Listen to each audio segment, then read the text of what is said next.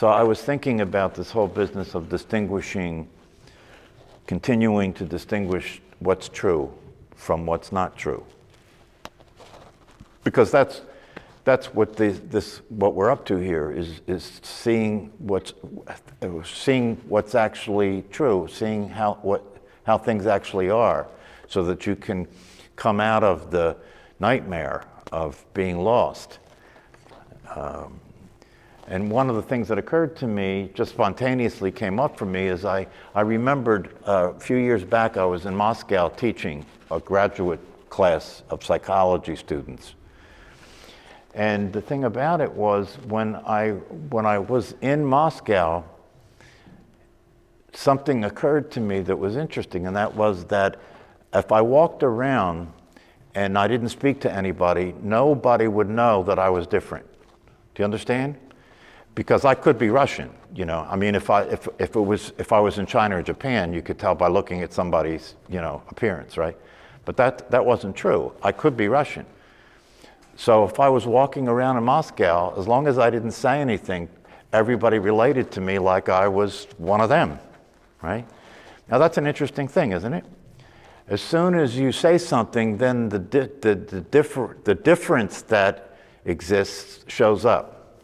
Right? That my conditioning, I'm American, my conditioning is different than their conditioning, and the language is different. So as soon as you say something, they're going to identify, you know, that you're different than they are, right? But without saying anything, that's not so. They don't see you as being different than they are. That's an interesting thing, because one of the ways that the ego operates in the world is to be different. Isn't it? You know, I used to be a fan of Savoy Brown. Did anybody here ever hear of Savoy Brown?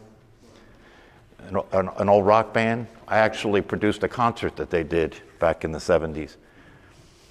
And there was one of the songs that they sang that I liked a lot, and one of the lines from that song was, "Some people are different, ain't that a crying shame?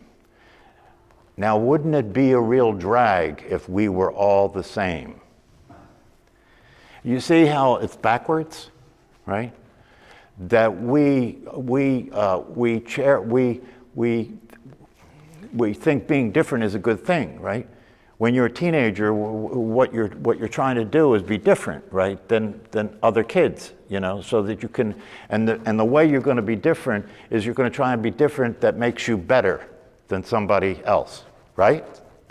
You're going to try and be different in a way that makes you better than somebody else. So you're going to have to, you know, you're going to have to figure out if a jock makes me better than other people, or whether to be a nerd makes me better than other people, you know, or whether to be a hippie or whatever they are these days. I don't even know what they are, but that's what you're confronted with as a teenager. You got to figure out where you're going to fit in here, and do your best to get it in a good position, you know. I mean, if you're not athletic, you can't be a jock, so you got to put that one aside, right? If you're not if you're not super intelligent, you can't be a nerd, so you have to put that aside, right?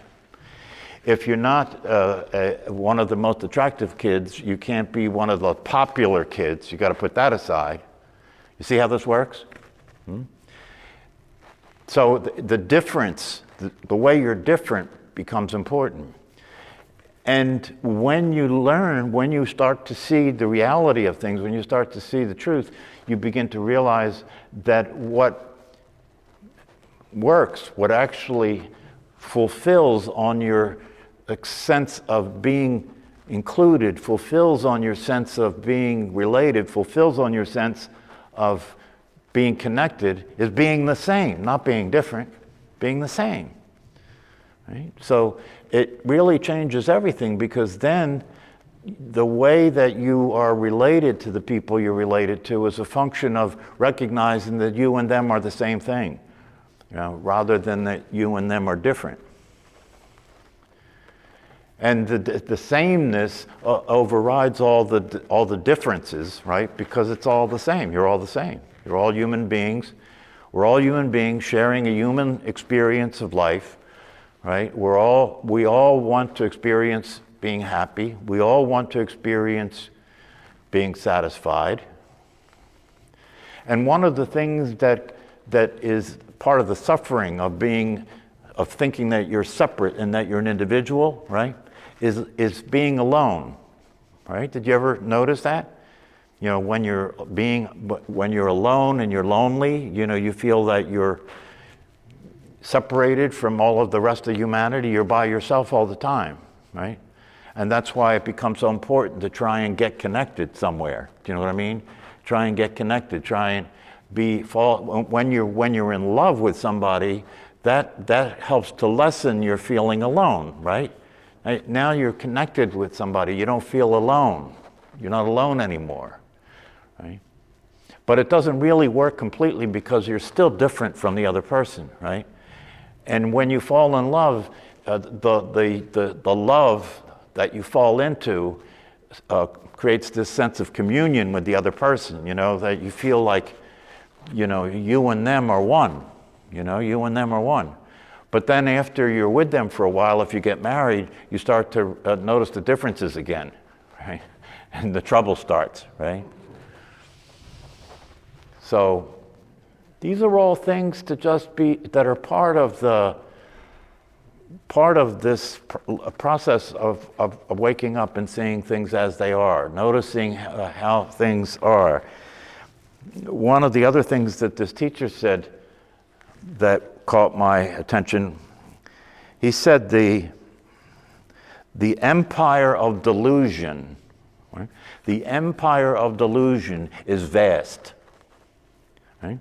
What he was referring to is what I say here about how the majority of humanity is in this delusion, you know? The majority of humanity is operating as separate selves, is operating as a person, is operating as a physical body. And that is a vast empire, right? So that's why when you discover the truth and you're in the world and you're operating with people, one of the things that happens is you have to kind of sort out a way to be there, you know, kind of sort out how you're going to be there. Because you don't want to, you feel like you don't want to keep playing the game, right? You don't want to keep acting as if you're a body and a person anymore because you see that that's not real and that doesn't work. But everybody else is doing that, right? So you've got to discover a way of being with people, right, that don't know who they are, right? But here's the deal, you know, when you say I know what's not true, right? I know what's not me, right? That's one step. The next step, right, is that and then you say, and I can't know the truth. I can't know myself, right? But you got to realize that you're still in the trick there, right? Because the you that can't know yourself doesn't exist. The you that is you already knows itself. It's not that you can know yourself. The self knows itself. The self already knows itself. Awareness is aware of itself. Awareness knows what it is. When you say I, when you say I, the word I, right? It's interesting. I was listening to Rupert Spira talk about this today. When you say I, if you stop and look at it and consider what you're doing when you say I, you're saying I know who I am, aren't you? If you say I, you're saying me. I know who I am, right? Right? And when you come into this world, the recognition of the I am, right? The recognition that I am me, right? Happens, right? And then it takes, the next step is that I am Brian. Now the I becomes a person, you see? So I is actually an accurate description of knowing who you are, right? But the knowledge of who you are when you say I doesn't have an identity yet. It's actually the self. I know who I am. That's why I think maybe it's from the Bible, I am that I am, right? You see, that I am that I am is saying I know who I am, and what I am is what I am. It's not saying what I am is something else, right? So it's interesting to see that. I mean, one of the Indian saints, Nisargadatta, said that his guru told him the way to get to liberation is to start consistently paying attention to the I am, right? But what he meant by that is not that consistently pay attention to the I am a person, I am a body. No, consistently pay attention to the I am awareness is the I am he was talking about, right? That's a practice. That's self-inquiry. That's the practice of self-inquiry. To consistently pay attention to the I am. That's what I was talking about earlier about practicing meditation. When you're practicing meditation, you're paying attention to yourself as awareness, right? And when you're paying attention to yourself as awareness, it's awareness paying attention to awareness. It's not you as a person paying attention to the breath. It's not you as a person paying attention to awareness. You're not saying, I am aware, right? You're being aware of being aware. That's not I am aware, that's awareness is aware of itself. It's a very simple and direct experience that's available at all times. The problem of being a person in and of itself is not a problem. It's thinking you actually are that's the problem. Do you understand?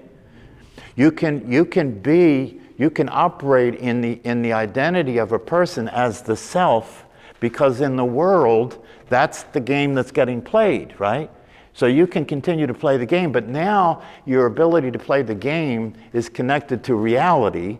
So the way that you as a person are expressing yourself is coming from the truth instead of coming from a mistake, right? So you fulfill the potential of being a person, right? Instead of trying to be being in an ongoing self-improvement project, the person becomes what's being used. The person becomes what's being used to express awareness, instead of just considering itself to be separate and trying to make life work from that separate position. Obviously, if you were, and I've said this many times, obviously if you discover the truth about yourself as awareness and you try and be in the world as that, you can't do that because it has no identity. It has no form, right? So you've got to know that you're formless. You've got to know that you're formless and that you're expressing yourself through form. One of the famous sayings in the Heart Sutra in Buddhism is, emptiness is form and form is emptiness.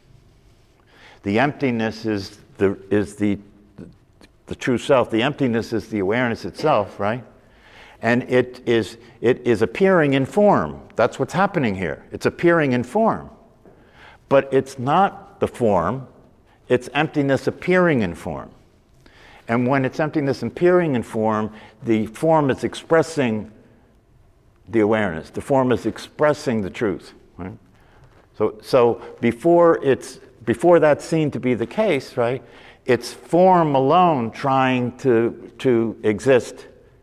Right? It's form alone trying to exist, and that's why it's suffering, and that's why it doesn't work, because the form without the emptiness there's no such thing as the form. There's no such thing as who you're being as a person that's separate and not the self. There's no such thing as who you're being as a person that's separate and not the self. You can be the self as a person, but you can't be a person as the self. You follow that? You can be a self as the person, because that's the truth expressing itself through the identity of a person, right? But you can't be a person as the self, because now there's no source. Now you're stuck in the form, and you are isolated and seeing yourself as separate from everything else, right? And that's the beginning of the problem. That explains the whole mess. That explains everything. That explains war. That explains murder. That explains suicide. Explains the whole mess. One of the things this teacher said that also caught my attention is he said, in one moment of awareness, in one moment of being awake, you see the whole thing. In one moment of being awake, you see the whole thing. Now, what may happen is you may have a moment of being awake and see the whole thing, and then go back to sleep, and then you relate to what you saw like you're not sure if it's true or not. Right? So you get confused, right? And you think what you saw might be the dream instead of the dream. And then you go back to sleep and you're dreaming again, and you think the reality is a dream. You see how the confusion goes? Right? That's why it really is important to take advantage of every opportunity that's available to keep using your community and keep using the teachings, the Dharma, the wisdom teachings, to keep connected to that, to keep connected to a community, to keep connected to the reality of yourself in every way possible. Right? So that over time, what's not real starts to die out. It can't maintain itself. It can't maintain itself. It has to be maintained through your thinking that it's true. It gets generated in your thinking, right? If I ask you who you are and the answer you give me is your name or your body or what you do in life, that's what you're thinking. Yes? That's coming from thought. But if you put the thought aside, how are you going to answer the question? Right? You can't answer the question because now you're seeing the truth. You're seeing that you can't answer the question because what you are can't be spoken of. But you are experiencing it all the time. Okay, enough said, right?